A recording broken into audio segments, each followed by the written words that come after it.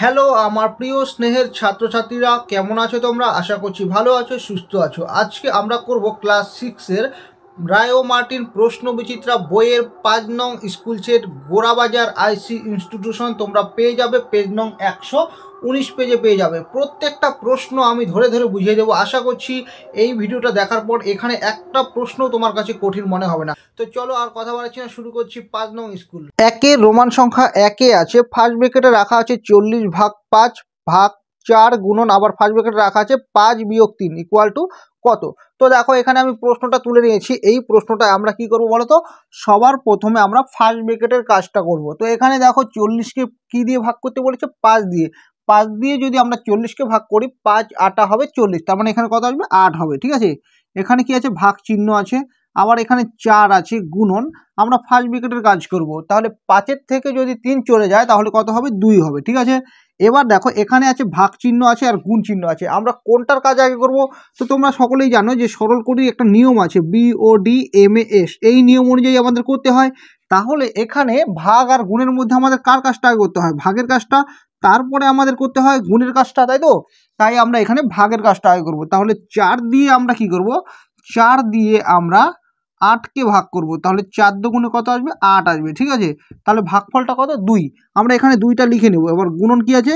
গুণন আছে 2, তাহলে গুণ করে দিলে 2 দুগুণে কত আসবে? 4, তাহলে এটার অ্যান্সার আসবে 4। ঠিক আছে, 2-এর দাগে আছে 11/7 এর সঙ্গে কত যোগ করলে 11 পাবো। তো দেখো এই প্রশ্নটা সলভ করার আগে তোমাদেরকে আমি একটা ছোট্ট উদাহরণ দিচ্ছি। যদি তুমি উদাহরণটা ভালো করে বোঝো তাহলে এই প্রশ্নটা তোমার কাছে সলভ করা সহজ মনে হবে।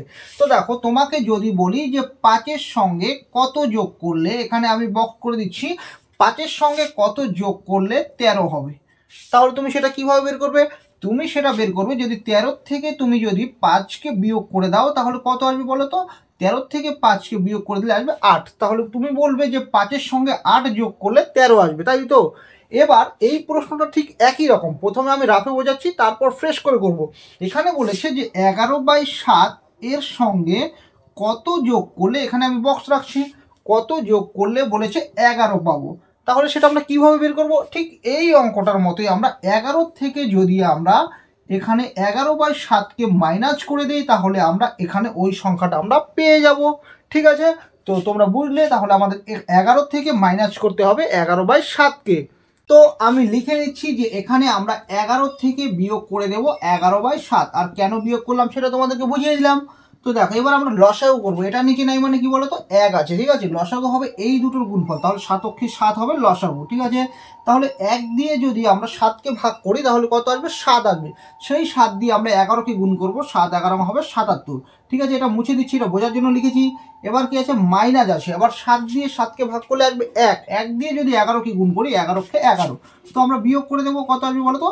এখানে আসবে 6 আর এখানে থাকবে 6/7। তাহলে এটাকে যেহেতু ওপরে বড় সংখ্যা আছে, নিচে ছোট সংখ্যা আছে, তাই আমরা ভাগ করে দেব। তো এখানে ভাগ করে দিচ্ছি 7 দিয়ে। তাহলে 7-এর ঘরে নামতা যদি করি, 7 8 হয় 56, 7 9 63, তাহলে 7 9 9 বাদ দেবো, 7 9 হবে 63। তাহলে বিয়োগ করে দিলে কত আসবে? 3। এই 3টা ওপরে যাবে আর এই ভাজকটা নিচে চলে আসবে। তাহলে আমরা অ্যান্সারটা লিখে নেব যে সুতরাং। তো দেখো আমি এখানে সুতরাং দিয়ে লিখে নিয়েছি 11/7 এর সঙ্গে 9 পূর্ণ 3/7 যোগ করলে 11 পাবো। ঠিক আছে, 3-এর দাগে আছে চিহ্ন ও প্রতীক দিয়ে বীজগাণিতিক সংখ্যামালা তৈরি করো, বি এর থেকে a/4 ছোট নয়। তো দেখো এখানে আমি লিখে দিয়েছি প্রশ্নটা, বি এর থেকে a/4 ছোট নয়। এর কথাটা আমরা এভাবে লিখবো। প্রথমে 9টা মনে করো আমরা দেখতে পাচ্ছি না, মনে করো 9টাকে আমরা বাদ দিলাম। ঠিক আছে, 9টা বাদ দিলাম, তাহলে কি হবে? বি এর থেকে a/4 ছোট, তার মানেটা কি হবে? B greater than a/4। তার মানে কি? এখানে বি বড়, a/4 ছোট। এবার আমরা যদি 9 এখানে ইউজ করি তাহলে হবে বি এর থেকে a/4 ছোট 9। যখন 9 হবে তখন এটা কেটে দেবো। ঠিক আছে, চারের দাগে আছে শূন্যস্থান পূরণ করো, দুটি প্রকৃত ভগ্নাংশের গুণফল সর্বদা, এখানে শূন্যস্থান দেওয়া আছে এর থেকে ছোট নয়।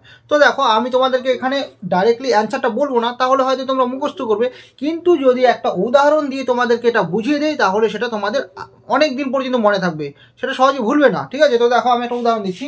মনে করো দুটো প্রকৃত ভগ্নাংশ লিখছি, মনে করো আমি লিখছি 2/3 একটা প্রকৃত ভগ্নাংশ, আবার লিখছি আরেকটা প্রকৃত ভগ্নাংশ, মনে করো লিখছি আমি 5/7।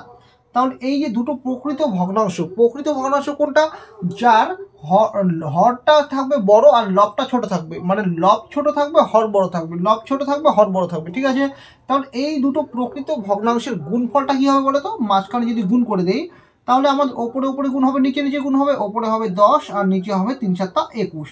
তো এবার যদি আমরা ভাগ করে দেই তাহলে কত হয় বলো তো, দেখো ভাজকের থেকে কিন্তু এটা ছোট হয়ে যাচ্ছে, তাই আমরা কি করব, দশমিক দিয়ে একটা শূন্য নেব, এরপরে 21-এর ঘরের নামতা লিখব।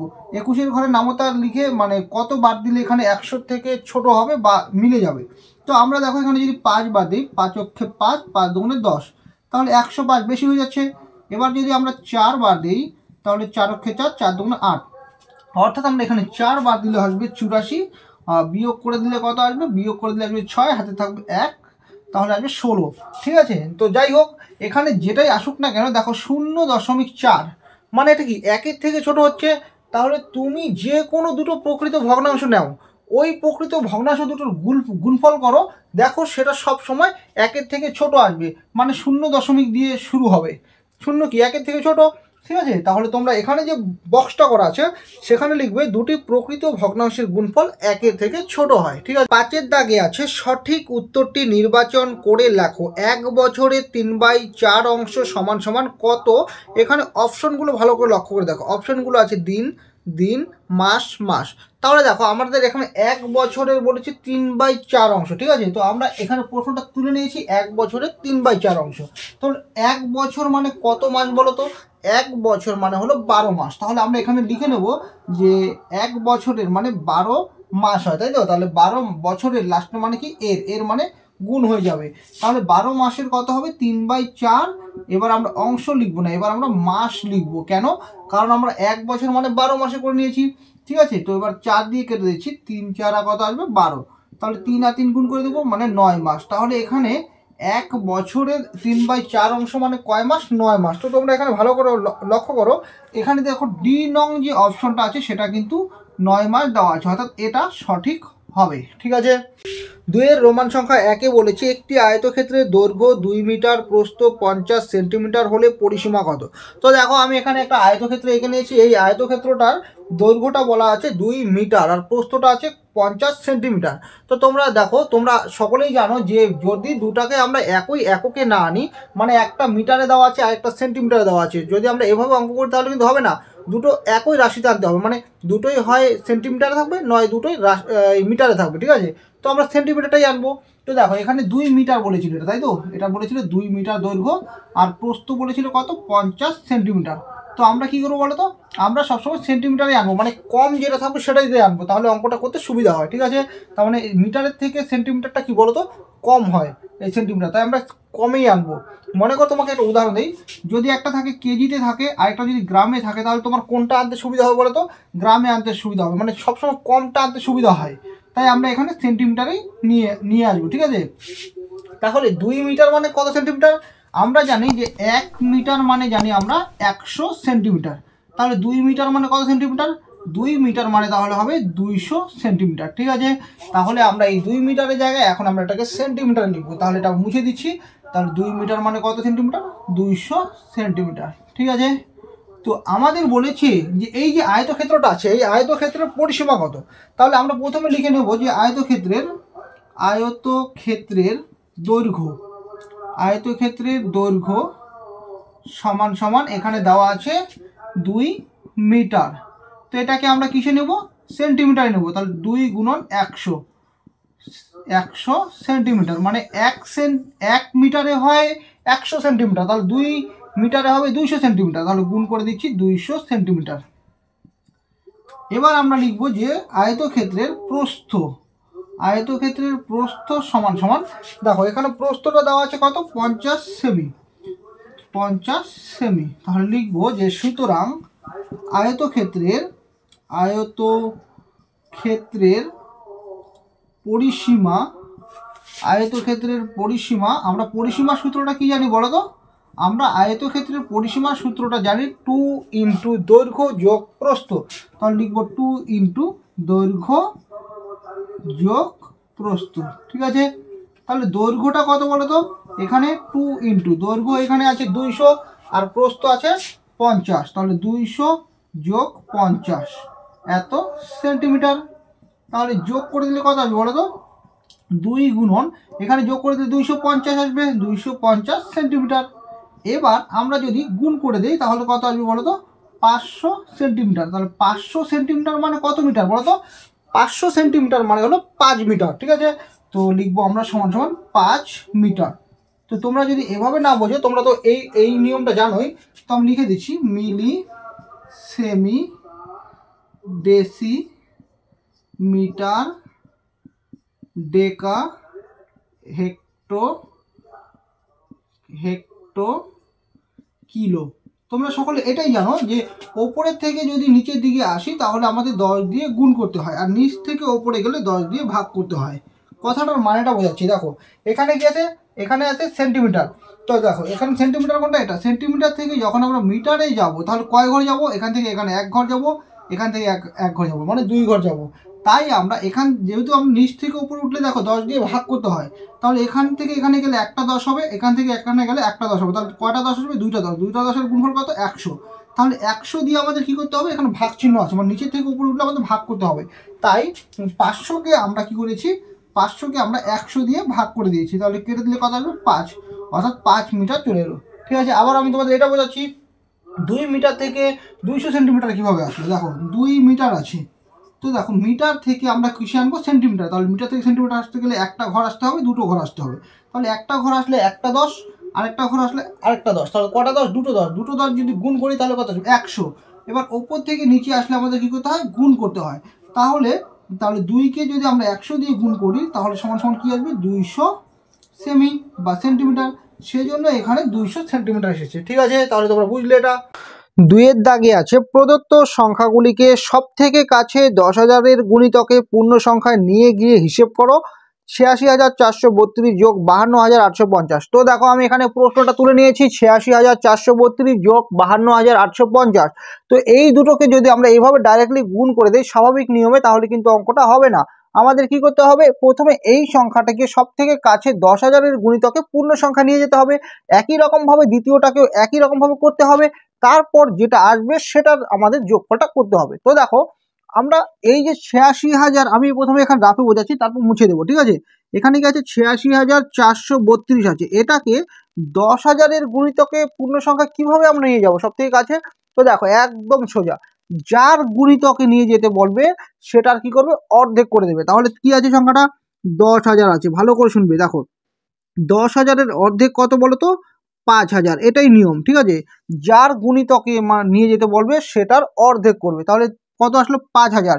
তো 5,000 মানে এখানে কয়টা সংখ্যা? একক, দশক, শতক, হাজার। তাহলে এখানে মনে মনে লিখে নেই একক, দশক, শতক, হাজার। তো এই যে 4টা সংখ্যা এলো, এই 4টা সংখ্যা কি 5,000 থেকে বড় বা 5,000-এর সমান? যদি এই 4টা সংখ্যা 5,000-এর থেকে বড় হয় তাহলে তার আগের ঘরে মানে অযুতের ঘরের সঙ্গে 1 যোগ হবে।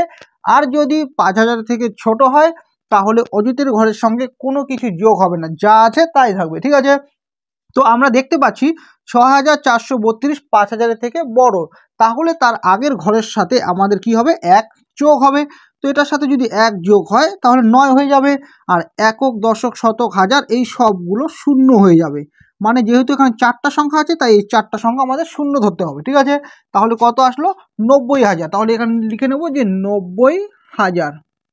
ঠিক আছে, একই রকমভাবে আমরা এই 52,850কে ধরবো। ঠিক আছে, তো 10,000-এর সব থেকে কাছে বলেছে, তাহলে দেখো এই 10,000-এর অর্ধেক কত? 5,000। তাহলে এখানে 4টা সংখ্যা ধরো, একক, দশক, শতক, হাজার। তাহলে এই যে 4টা সংখ্যা এটা কিন্তু 5,000-এর থেকে ছোট, আর যদি 5,000 থেকে ছোট হয় তাহলে অযুতের ঘরের সাথে 1 যোগ হবে না, যা আছে তাই থাকবে। তাহলে এখানে 5 5ই থাকবে। আর একক, দশক, শতক, হাজার এগুলো কিন্তু সবগুলো শূন্য হয়ে যাবে। তাহলে কত হবে? 50,000। তো আমরা এখানে লিখে নেব যে এটা 50,000। 50,000। এবার বলেছে, এবার যদি আমাদেরকে এবার বলেছে যে এই দুটোকে যোগ করো, তাহলে আমরা প্রথমে যোগ করে নেব। দেখো, তো আমি মুছে নিচ্ছি। তো এবার যদি আমরা এখানে যোগ করে দিই তাহলে কিন্তু আমাদের অ্যান্সারটা হয়ে যাবে। তো 0 0 0 0 9 5 কত হয়? 9 5 হবে 14। ঠিক আছে, তো এটাই হবে অ্যান্সার। 3-এর দাগে আছে অধক্রমে সাজাও। এখানে 4টা সংখ্যা দেওয়া আছে, তো ওই 4টা সংখ্যা আমি দেখো তুলে নিয়েছি। ঠিক আছে, তো এই 4টা সংখ্যাকে আমরা কি করবো বলো তো? অধক্রমে সাজাবো। অধক্রমে মানে বড় থেকে ছোট দিকে সাজাবো। তো এই সংখ্যাগুলিকে আমরা পরপর ওপর নিচে তুলে নেব। দেখো এখানে কি আছে? 0.88 আছে, আর এখানে 5/8 আছে, তারপরে কি আছে? 4.009 আছে, তারপরে আছে 2.3/4। ঠিক আছে, তো এবার দেখো আমরা কি করব, এগুলোকে প্রথমে ভগ্নাংশ আকারে নিয়ে আসবো। দেখো সমান সমান। তো দেখো এখানে যা আছে আমি তাই লিখে নেব। এখানে আছে 0. কি আছে? 8 আছে। ঠিক আছে, আমরা এখানে দশমিক তুলে দেবো। মানে দশমিকটা তুলবো কিভাবে? তো দশমিকের আগে যাই থাকুক না কেন একটা 1 থাকবে, আর দশমিক পরে কটা সংখ্যা আছে? দুটো সংখ্যা, তাই এখানে দুটো শূন্য হবে। ঠিক আছে, একই রকমভাবে দেখো এটা ভগ্নাংশ আকারে আছে, তো আমি এটাকে কিছু চেঞ্জ করব না, যা আছে তাই থাক। এবার এটাকেও আমরা ভগ্নাংশ আকারে আনবো, দশমিক বিন্দু তুলে নেব। মানে দশমিকের আগে যাই থাকুক না কেন একটা 1, আর দশমিক পরে এখানে কটা সংখ্যা আছে? 3টা সংখ্যা, তাই এখানে আসবে 3টা শূন্য। ঠিক আছে, এবার এখানে আমরা সমষ্টিটা ভাঙাবো। 4 দুগুণে 8, 8 আর 3 আসবে কত? 11। 11 বাই কত আসবে? 4। দেখো সবগুলো কিন্তু এবার ভগ্নাংশ আকারে চলে এলো। দেখো এখানে আছে কত?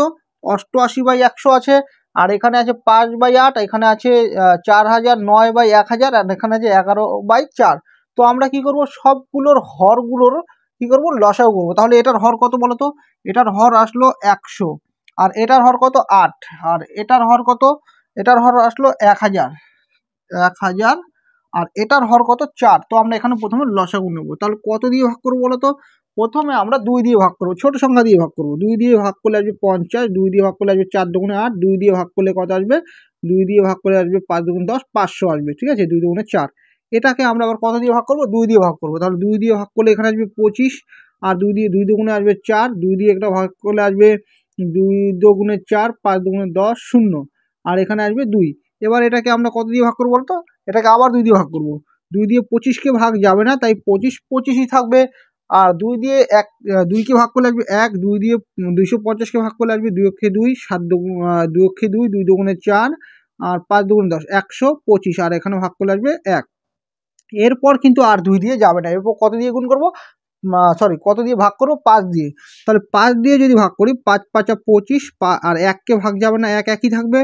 আর 5 25-এ হবে 125, আর এখানে হবে 1। আবার 5 দিয়ে ভাগ করবো, 5 অক্ষে 5, 1 1, আর এখানে 5 5 25, আর এখানে হবে 1। এবার আমরা এই সবগুলোকে গুণ করে দেখব কত হয়, যেটা আসবে সেটাই হবে লসাগু।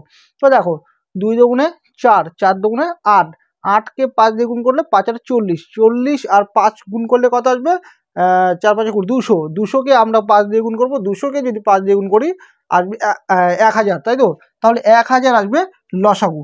এই 1000 আনার চেষ্টা করব আমরা প্রত্যেকটা হরের মধ্যে। ঠিক আছে, তো আমি ভগ্নাংশগুলো তুলে নিলাম।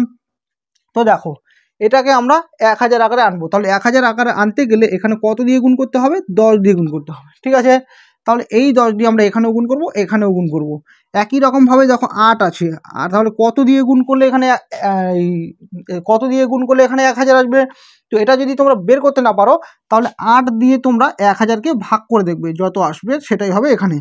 তো 8 দিয়ে ভাগ করছি, 8 অক্ষে 8, বিয়োগ করলে আসবে কত? 2, 0 কেটে নিলাম, 8 দুগুণে আসবে 16, তাহলে কত আসবে বিয়োগ করলে? 4, 0 কেটে নিলাম, 5 এটা 40, তাহলে কত আসবে বলো তো? 125। অর্থাৎ 8কে যদি আমরা 125 দিয়ে গুণ করি তাহলে কিন্তু 1000 চলে আসবে।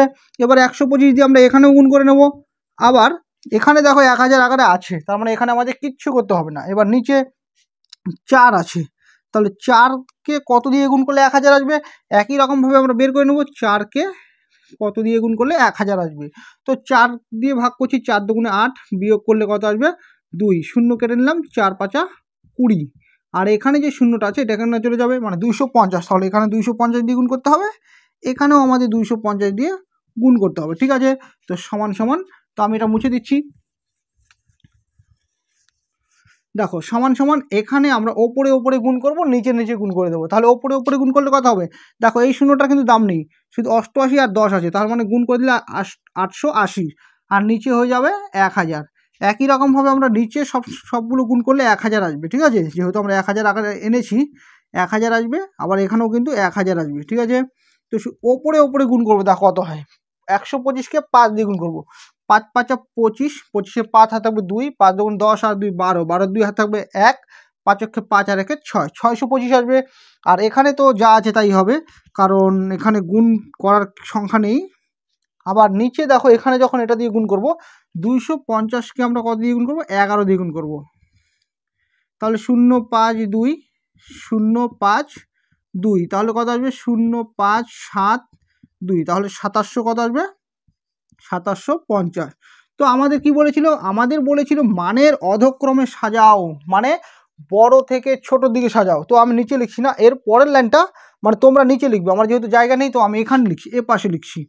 তো লিখবো যে সুতরাং আমাদের মানের অধক্রমে সাজাতে বলেছে, তো লিখবো যে সুতরাং মানের অধক্রমে সাজিয়ে পাই, মানের অধক্রমে সাজিয়ে পাই, সাজিয়ে পাই কমাস। মানের অধক্রমে মানে কি বলতো, বড় থেকে ছোট। তাহলে এখানে দেখো সব থেকে বড় কোনটা বলো তো, এখানে সব থেকে বড় কিন্তু এইটা। তো আমরা এটাকে লিখে নেব, কি আছে 4009 বাই কি আছে 1000, এটা সব থেকে বড়। তার থেকে মানে এটা বাদ দিয়ে আর এই তিনটার মধ্যে সব থেকে বড় কোনটা, এটা। তো এটাকে লিখবো 2750 বাই 1000। এবার এই দুটোর মধ্যে বড়কে, এটা আর এটার মধ্যে বড় হলো 880, তাহলে আসবে 880 বাই 1000, গ্রেটার দেন কত আছে শেষেরটা 625 বাই 1000। ঠিক আছে, তো দেখো 4009 বাই 1000 মানে কোন সংখ্যাটা, এটা। তাহলে লিখে নেব যে 4.009 গ্রেটার দেন 2750 বাই 1000, মানে এটা 2×3/4, 2×3/4 গ্রেটার দেন, তারপর কি আছে 880, 880 বাই 1000 মানে 0.88, তারপর আছে 625 বাই 1000 মানে 5/8। তো লিখবো যে 5/8, তো এটাই হবে অ্যান্সার। 3-এর রোমান সংখ্যা 1-এ আছে রাজিয়া তার টাকার 2/5 অংশ দেবনাথকে ও 3/10 অংশ সুনিতাকে দেওয়ার পর তার কাছে 180 টাকা রইল। রাজিয়ার কাছে দেবনাথকে টাকা দেওয়ার পর কত টাকা ছিল। তো দেখো রাজিয়াদের কাছে মোট কত টাকা ছিল সেটা কিন্তু আমরা জানি না, শুধু এটা জানি যে দেবনাথ এবং সুনিতাকে দেওয়ার পর তার কাছে 180 টাকা রইল বা পড়ে রইল। ঠিক আছে, তো রাজিয়ার কাছে মোট কত টাকা ছিল সেটা কিন্তু আমরা জানি না, যেটা জানি না সেটাকে আমরা সবসময় এক অংশে ধরে নেব যে রাজিয়ার কাছে মোট টাকা আছে 1 অংশ। তো আমি লিখে নিচ্ছি যে রাজিয়ার কাছে মোট টাকা আছে, রাজিয়ার কাছে মোট টাকা আছে, সমান সমান 1 অংশ। তাহলে রাজিয়ার কাছে মোট কত টাকা ধরে নিলাম, 1 অংশ। ঠিক আছে, এবার দেখো বইয়ে বলেছে যে দেবনাথকে 2/5 অংশ টাকা দিল আর সুনিতাকে 3/10 অংশ টাকা দিল। তাহলে দেবনাথ আর সুনিতাকে মোট কত টাকা দিল সেটা আমরা বের করে নিই। সুতরাং রাজিয়া দেবনাথ ও সুনিতাকে মোট টাকা দিল, দেবনাথ ও সুনিতাকে মোট টাকা দিল সমান সমান, দেখো দেবনাথকে টাকা দিয়েছিল 2/5 অংশ আর সুনিতাকে টাকা দিয়েছিল 3 কত আছে 3/10 অংশ আছে, 3/10 অংশ। তাহলে যোগ করে দিলে বেরিয়ে যাবে যে কত অংশ দেবনাথ আর সুনিতাকে রাজিয়ে টাকা দিল। তাহলে লসাগু করবো, তাহলে 5 আর 10-এর লসাগু আসবে 10, 5 দিয়ে 10কে ভাগ করবো, 5 দুগুণে 10 মানে 2 আসবে, 2 দিয়ে 2কে গুণ করে দেবো, 2 দুগুণে 4 যোগ 10 দিয়ে 10কে ভাগ করবো আসবে 1, 1 দিয়ে যদি আমরা 3কে গুণ করি তাহলে আসবে 3, তাহলে এত অংশ সমান যোগ করে দিলে আসবে 7/10 অংশ। ঠিক আছে, তাহলে দেখো রাজিয়া, দেবনাথ আর সুনিতাকে মোট টাকা দিল 7/10 অংশ। এবার রাজিয়ার কাছে কত অংশ পড়ে রইলো টাকা সেটা আমরা বের করে নেই। তাহলে রাজিয়ার কাছে মোট টাকা ছিল 1 অংশ, আর দেবনাথ আর সুনিতাকে দিল 7/10 অংশ। এখন রাজিয়ার কাছে কত টাকা পড়ে আছে, এটার থেকে যদি আমরা এটা মাইনাস করে দিই তাহলে বেরিয়ে যাবে। তাহলে লিখবো যে সুতরাং রাজিয়ার কাছে এখন পড়ে আছে, রাজিয়ার কাছে এখন টাকা আছে সমান সমান, দেখো রাজিয়ার কাছে মোট টাকা আছে 1 অংশ, তার মধ্যে সে 7/10 অংশ দেবনাথ আর সুনিতাকে দিয়ে দিল। তাহলে এটা যদি মাইনাস করে দিই তাহলে বাকি টাকাটাই রাজিয়ার কাছে আছে। তো এখানে লসাগু করলে কত আসবে বলো তো, 10 আসবে লসাগু। তাহলে এটা নিচে নেই মানে 1 আছে, 1 দিয়ে 10কে ভাগ করলে 10ই হবে, 10 দিয়ে 1কে গুণ করলে 10কে 10, আবার 10 দিয়ে 10কে ভাগ করে আসবে 1, 1 দিয়ে 7কে গুণ করলে 7কে 7, তাহলে এত অংশ। তাহলে কত আসবে, 3/10 অংশ। ঠিক আছে, তাহলে দেখো রাজিয়ার কাছে এখন কত টাকা পড়ে আছে, মানে অংশ হিসেবে 3/10 অংশ পড়ে আছে। এবার বইয়ে বলেছে যে রাজিয়ার কাছে মানে দেবনাথ আর সুনিতাকে দেওয়ার পর 180 টাকা পড়ে গেলো, তার মানে 3/10 অংশ মানেই কিন্তু 180 টাকা। ঠিক আছে, তো আমরা লিখে নেব তারপরে যে সুতরাং এটার পরের লাইনটা আমি এখানে লিখছি যে 3/10 অংশ সমান সমান কত, এখানে দেওয়া আছে 180 টাকা। ঠিক আছে, তো এবার একটা কথা ভালো করে শুনবে, যখন আমরা অঙ্ক করব তখন আমরা 1 মানে সবসময় কম ধরবো। ঠিক আছে, মানে 1 অংশ মানে কিন্তু বেশি এখানে, কিন্তু আমরা যখন অঙ্ক করব তখন 1কে সবসময় কম ধরবো। তাহলে 1 অংশ মানে কি এখানে কম হবে, তাহলে কম হলে কি হবে, ভাগ হয়ে যাবে এটা, তাহলে ভাগ হয়ে যাবে 3/10 এত টাকা। সমান সমান লিখবো যে 180, এই ভাগ চিহ্নটা গুণ চিহ্ন হবে যখন এটা উল্টে যাবে, মানে 10 ওপরে যাবে 2 নিচে আসবে। ঠিক আছে, এত টাকা, তো 2 দিয়ে কেটে দিচ্ছি হবে 90, তাহলে 90 দিয়ে 10কে গুণ করলে আসবে কত বলো তো, 900 টাকা, 900 টাকা। ঠিক আছে, সরি এখানে তো 3 আছে, সরি মিস্টেক, এখানে 3 আছে, 3 6 18 হবে, কারণ 10 ওপরে যাবে 3 নিচে আসবে, 3 6 18। ঠিক আছে, ভুল হয়ে গেল। এবার 10 দিয়ে আমরা কি করব, এখানে তাহলে 3 দিয়ে কাটলে 3 6 18, আর এখানে একটা দেখো শূন্য আছে, তাহলে 10 আর 60 যদি গুণ করি তাহলে 600 টাকা হবে। তাহলে রাজিয়ার কাছে এখন কত টাকা আছে না, মোট কত টাকা ছিল, আমরা ধরেছিলাম 1 অংশ, তাহলে 1 অংশ মানে রাজিয়ার কাছে কত টাকা ছিল, 600 টাকা ছিল, তাই তো। তাহলে আমরা লিখে নেব যে সুতরাং রাজিয়ার কাছে মোট টাকা ছিল, রাজিয়ার কাছে মোট টাকা ছিল সমান সমান মোট কত টাকা ছিল, 1 অংশ, তাহলে 1 অংশ মানে কত টাকা, 600 টাকা ছিল। এবার আমাদের কাছে কি জানতে চেয়েছে বলো তো, আমাদের কাছে জানতে চেয়েছে যে রাজিয়ার কাছে দেবনাথকে টাকা দেওয়ার পর কত টাকা ছিল। দেখো দেবনাথকে কত টাকা দিয়েছে, দেবনাথকে দিয়েছিল 2/5 অংশ, তাহলে 2/5 অংশ মানে কত টাকা দিয়েছিল সেটা আমরা বের করে নিই। লিখবো সুতরাং রাজিয়া দেবনাথকে টাকা দিয়েছে, দেবনাথকে টাকা দিয়েছে সমান সমান কত টাকা দিয়েছে বলো তো, রাজিয়ার কাছে মোট টাকা ছিল 600 টাকা, তার দিয়েছে 2/5 অংশ দিয়েছে, তাহলে 2/5 অংশ মানে কত টাকা দিয়েছে, 5 দিয়ে ভাগ করছি, 5 একে 5, 5 দুগুণ 10, 1 শূন্য, তাহলে 12 দুগুণে 24, মানে 240 টাকা সে দেবনাথকে দিয়েছে। তাহলে রাজিয়ার কাছে বলেছে, আমাদের কাছে জানতে চেয়েছে রাজিয়ার কাছে দেবনাথকে টাকা দেওয়ার পর কত টাকা আছে, তাহলে মোট টাকা ছিল 600 টাকা, তার মানে দেবনাথকে 240 টাকা দিয়েছে, তাহলে কত টাকা আছে, 600 টাকা থেকে 240 টাকা মাইনাস করে দিলে বাকি টাকাটা বেরিয়ে যাবে। তাহলে লিখবো সুতরাং দেবনাথকে দেওয়ার পর রাজিয়ার কাছে টাকা আছে, দেবনাথকে দেওয়ার পর রাজিয়ার কাছে টাকা আছে, রাজিয়ার কাছে টাকা আছে সমান সমান কত আছে, 600 মাইনাস 240 এত টাকা। তো আমরা বিয়োগ করে দেবো, আসবে 0, 10-এর থেকে 4 গেলে আসবে 6, আর থাকবে 1, 3, মানে 360 টাকা। আশা করছি এই অঙ্কটা তোমাদের এখানে কোনো অসুবিধা নেই। 2-এর দাগে আছে একটি শহরের লোক সংখ্যা 2,98,72,600, এদের মধ্যে পুরুষ আছে 1,25,05,000 জন ও মহিলা আছে 88,72,435 জন, হলে শিশুর সংখ্যা কত। তো দেখো এখানে শহরের মোট লোক সংখ্যা মানে এখানে পুরুষ, মহিলা এবং কি বোঝাচ্ছে, শিশু বোঝাচ্ছে। তার মধ্যে পুরুষ এবং মহিলার সংখ্যাটা বলা আছে, তো পুরুষ আর মহিলার সংখ্যা যোগ করে যতজন আসবে সেটা যদি শহরের মোট লোক সংখ্যা থেকে যদি এটাকে মাইনাস করে দেয় তাহলে কিন্তু শিশু সংখ্যাটা বেরিয়ে যাবে। তাহলে শহরের মোট লোক সংখ্যা কত আছে সেটা প্রথমে আমরা লিখে নিচ্ছি যে শহরের মোট লোক সংখ্যা, শহরের মোট লোক সংখ্যা, লোক সংখ্যা। তো আমি এখানে একক দশক হিসেবে লিখে নিই, তাহলে লিখতে সুবিধা হবে। একক, দশক, শতক, হাজার, অযুত, লক্ষ, নিযুত, কোটি। ঠিক আছে, তো দেখো এখানে কত কোটি আছে, 2 কোটি। তার মানে এখানে 2 হবে, 2 কোটি 98 লক্ষ বলেছে, তাহলে এখানে 2 কোটি 98 লক্ষ, 2 কোটি 98 লক্ষ 72,000 আছে, 72,000 কত আছে, 72,600 আছে, তাহলে এখানে 6 এই দুটো শূন্য হবে, 600। এবার এখানে কিন্তু আমাদের পুরুষের সংখ্যাটা বলা আছে, তাহলে আমরা লিখবো যে শহরে পুরুষের সংখ্যা, শহরের পুরুষের সংখ্যা।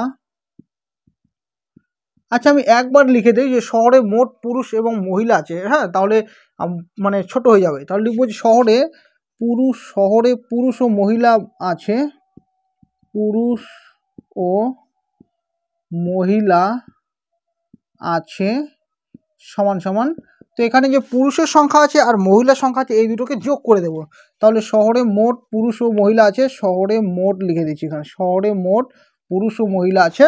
তো এখানে কি লেখা আছে, 12, 5, তারপর কি লেখা আছে, দুটো শূন্য আছে, আবার 5, দুটো শূন্য আছে, যোগ মহিলার ক্ষেত্রে আছে 88, 72, কত আছে 72, 435 আছে। ঠিক আছে, তো আমরা এই দুটোকে যদি যোগ করে দেই তাহলে আমরা বুঝবো যে শহরে মোট পুরুষ এবং মহিলা কতজন আছে। তো আমরা যোগ করে দিচ্ছি, দেখো 5 আছে, এখানে শূন্য আছে, তাহলে যোগ করে দিলে 5, 3 আর 0 যোগ করে দিলে 3, 4 আর 5 যোগ করে দিলে 9, 2 আর 0 যোগ করে দিলে 2, 7 আর 0 যোগ করলে 7, আর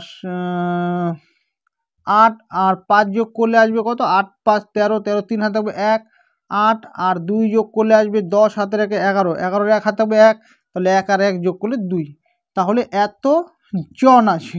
ঠিক আছে, তাহলে শহরে পুরুষ এবং মহিলা আছে এতজন, তো আমরা বের করে নেব। সুতরাং শহরে শিশুর সংখ্যা বা শিশু আছে একটা লিখলেই হলো, শিশুর সংখ্যা সমান সমান, তাহলে মোট শহরের লোক সংখ্যা আছে এটা, তাহলে এটাকে লিখে নেব, এটার থেকে আমরা মাইনাস করে দেব পুরুষ এবং মহিলা যতজন আছে সেটাকে মাইনাস করে দেবো, তাহলেই তো আমাদের শিশু সংখ্যাটা বেরিয়ে যাবে। লিখে নিচ্ছি এটা, তো মাইনাস করে দিচ্ছি। ঠিক আছে, এতজন, তো আমি মাইনাসটা উপর নিচে বসিয়ে করছি তাহলে সুবিধা হবে, নাহলে ভুল হয়ে যাবে মাইনাস করার সময়। আর কি আছে ওখানে, 2 1 2 1 3 7, 2 1 3 7, 2 9 2 9 3 5। ঠিক আছে, তো দেখো মাইনাস করেছি, 10 থেকে 5 গেলে হবে 5, হাতে থাকবে 1, একটা এখানে ঢুকবে হয়ে যাবে 4, 10 থেকে 4 গেলে আসবে 6, হাতে থাকবে 1, একটা ঢুকে 10 হয়ে যাবে, 16 থেকে 10 গেলে আসবে কত 6, হাতে থাকবে 1, একটা এখানে ঢুকে যাবে 3 হয়ে যাবে, তাহলে 12 থেকে 3 চলে গেলে কত থাকবে, 12 থেকে 3 চলে গেলে 9, তাই তো, হাতে থাকবে 1, একটা এখানে ঢুকে যাবে 8 হয়ে যাবে, তাহলে 8, 17 থেকে 8 চলে গেলে কত থাকবে, 17 থেকে 8 চলে গেলে থাকবে 9, হাতে থাকবে 1, একটা এখানে ঢুকবে তা 4 হয়ে যাবে, তাহলে 8 থেকে 4 চলে গেলে 4, তারপর 9 থেকে 1 চলে গেলে কত হবে 8, তাহলে লিখবো আমরা সমান সমান 8 4 9 9 6 6 5, তাহলে এতজন মোট কি আছে, শিশু আছে। বোঝা গেল। 3-এর দাগে আছে 4.15 থেকে 2.647 বিয়োগ করে বিয়োগফলের সঙ্গে কত যোগ করলে 10 পাবে। তো প্রথমে আমরা 4.15 থেকে 2.647 বিয়োগ করি। ঠিক আছে, তো আমরা লিখে নিচ্ছি যে 4.15 থেকে কত আছে 2.647, তাই তো, বিয়োগ করলে বিয়োগফল হবে, বিয়োগ করলে বিয়োগফল হবে, বিয়োগফল হবে সমান সমান আমরা কি করব, বিয়োগ করে দেবো। ঠিক আছে, তাহলে 4.15 থেকে আমরা মাইনাস করব 2.647 এত। তাহলে বিয়োগটা আমি এখানে দেখাচ্ছি, দেখো 4.15 আছে, এর থেকে আমরা বিয়োগ করবো 2.6 কি আছে 4 আছে। তো এখানে যেহেতু আরেকটা সংখ্যা আছে তাই আমরা এখানে 0 নিয়ে নেবো, এখানে 7 লিখে দেবো, ঠিক আছে। তো 10 থেকে 7 গেলে হবে 3, হাতে থাকবে 1, একটা এখানে ঢুকে যাবে, তাহলে হয়ে যাবে 5। তাহলে 5 থেকে 5 গেলে 0, আর এখানে 11 থেকে 5 6 চলে গেলে হবে 5, হাতে থাকবে 1, একটা এখানে ঢুকবে 3 হয়ে যাবে, তাহলে এখানে আসবে 1। তাহলে 1.503। তাহলে বিয়োগফলটা কত আসলো 1.503। এবার দেখো বলেছে আবার প্রথম থেকে বলছি, 4.15 থেকে 2.647 বিয়োগ করে বিয়োগফলের সঙ্গে মানে এটার সঙ্গে 1.503 এটার সঙ্গে কত যোগ করলে, এখানে বলেছে কত যোগ করলে 10 পাবো। তো তোমাকে একটা ছোট্ট উদাহরণ দিই, যদি তোমাকে বলি যে 15 এর সঙ্গে কত যোগ করলে তুমি 25 পাবে, তাহলে তুমি সেটা কীভাবে বের করবে? তাহলে 25-এর থেকে যদি তুমি এখানে 15টাকে মাইনাস করে দাও তাহলে কিন্তু সেটা বেরিয়ে যাবে, অর্থাৎ 10। এখানে তুমি 10 বসিয়ে দিবে। ঠিক একই রকমভাবে তুমি 10 থেকে যদি এটাকে বিয়োগ করে দাও তাহলে এই সংখ্যাটা মানে কত সংখ্যাটা যোগ করলে 10 পাবে সেটা বেরিয়ে যাবে, ঠিক আছে। তো আমরা লিখে নেব যে সুতরাং তাহলে আমরা মাইনাস করে দেবো কার থেকে, 10-এর থেকে। তাহলে 10-এর থেকে মাইনাস করে দেবো 1.503। তো 10 থেকে এটা মাইনাস করে দিচ্ছি, দেখো 10-এর থেকে যদি মাইনাস করে দেই 10, এখানে 10-এর পরে কটা সংখ্যা আছে, 3টা সংখ্যা, তাই 3টা শূন্য আমরা দিয়ে দেবো, তাহলে এখানে আছে 1.503। তো বিয়োগ করে দিচ্ছি, 10-এর থেকে 3 গেলে আসবে 7, হাতে থাকবে 1, একটা এখানে ঢুকবে, তাহলে 10-এর থেকে 1 গেলে হবে 9, হাতে থাকবে 1, একটা এখানে ঢুকবে, হয়ে যাবে 6। 10-এর থেকে 6 চলে গেলে আসবে 4 দশমিক, এখানে হাতে থাকবে 1, একটা এখানে ঢুকবে, তাহলে 2। 10-এর থেকে 2 চলে গেলে আসবে 8, তাহলে 8 দশমিক কত আসবে 8.497। তাহলে অ্যান্সারটা আমরা লিখে নেবো যে সুতরাং। তো দেখো এখানে আমি অ্যান্সারটা লিখে নিয়েছি, সুতরাং 4.15 থেকে 2.647 বিয়োগ করে বিয়োগ ফলের সঙ্গে আমরা যদি 8.497 যোগ করি তাহলে কিন্তু আমরা 10 পাবো, ঠিক আছে।